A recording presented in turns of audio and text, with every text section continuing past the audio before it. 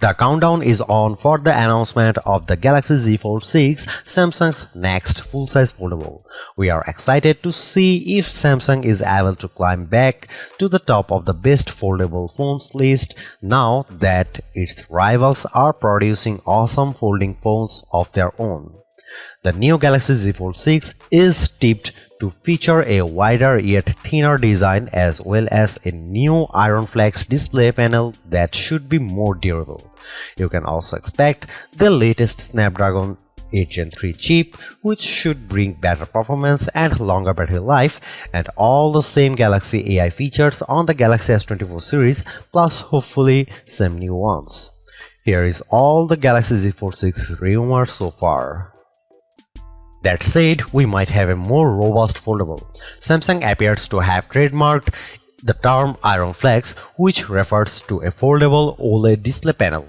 What this means in practice remains to be seen, and it's possibly just a branding exercise, but making foldables less vulnerable to the bumps and dings of everyday life would certainly be welcome. It's tipped that the Z Fold 6 is in store for a major redesign, one that could change how it's held by adopting a squarish aspect ratio similar to the OnePlus Open with its inner screen. As a result, the narrow cover screen of past Z Folds will be stretched out a bit more.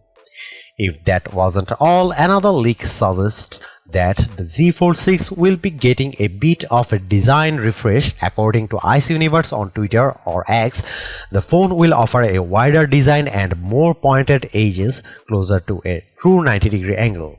The outer display may also be increasing from 6.2 inches on the Galaxy Z Fold 5 to 6.4 inches and getting wider as it does so.